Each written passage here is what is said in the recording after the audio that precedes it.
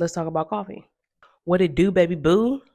I got a question about a brewing method called Aeropress. It's not typical for like your everyday use. Let me show you this little awkward baby. This is an Aeropress. Let's take this apart real quick.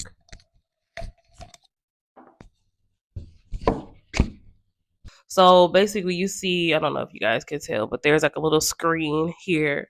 Um this is a part of the filtration system. So this is the part that you use to push the grounds down with. If you can tell, there is a disc-like situation here. And this is the vessel where you will put your grounds. Put this part down first, top it with this, and you will take this little screen light thing, and then there's like grooves at the top, and you'll just lock that into place. Right? Boom. Boom skiggity. As you can see, that was awkward. Back with the indigo. This we're using again. These grounds are ground for drip coffee. You can go to your local coffee shop and get your grounds ground specifically for your Aeropress. Coffee shops have like a specific grind size that it's like a recipe, like that's their recipe for their bean. But you can just use regular drip ground coffee from like the grocery store, and it can do the same thing. You may have to like alter the amounts of beans to water ratio or whatever, to like slightly, but it is possible. Aeropress creates an espresso like coffee.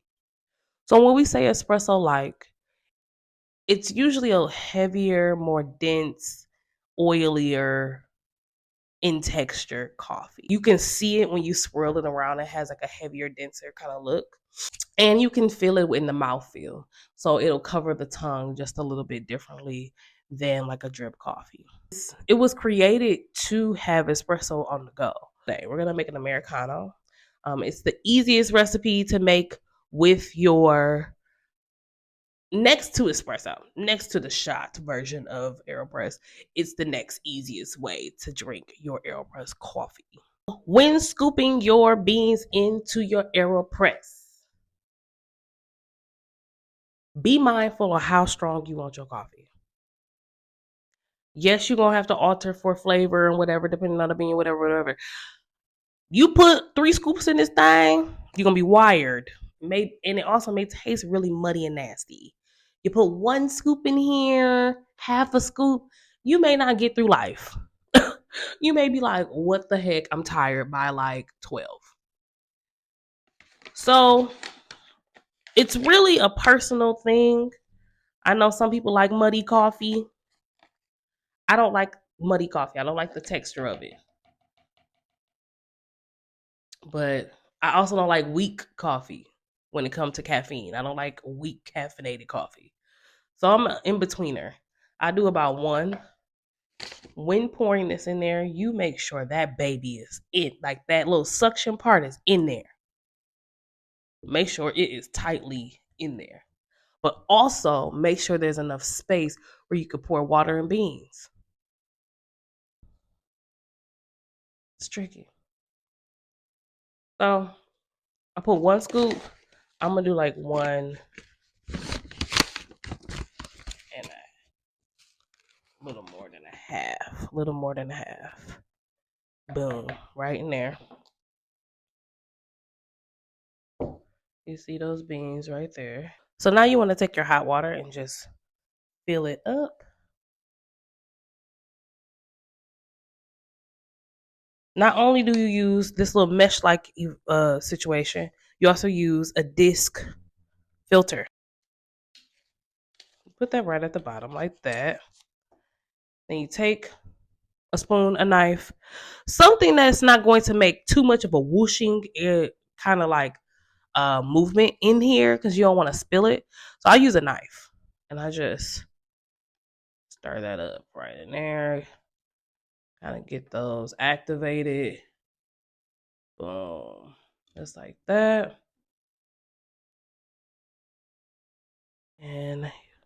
Put this top on, and you have to make sure that the filter is covering that hole.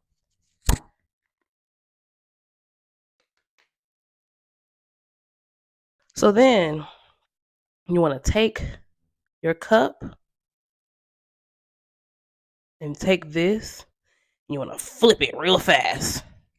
And I'm standing up because I need my weight. I need my weight to be able to get this, all this in there. So you want to push it down.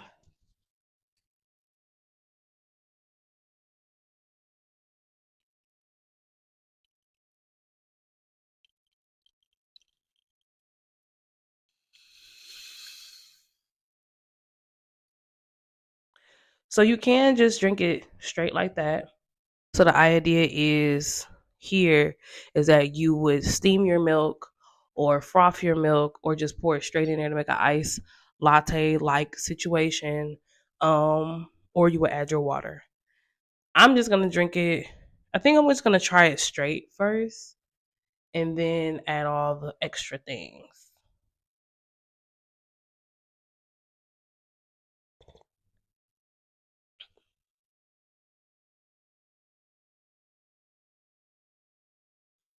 So I am gonna say that this cup is slightly bitter.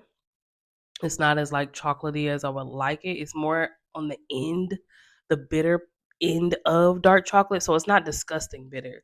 It's just not a well-rounded flavored shot or a drink of coffee. And I can say that is probably because of the ground of coffee. This is a drip coffee. If it was ground for Aeropress, it may have taken um the water may have had more of the coffee flavor in there. Usually when it's bitter in this way, it's like a thin bitter. I don't want to explain it. There's like different bitters, right? Okay, so you got dark chocolate bitter, and then you got like burnt ends of.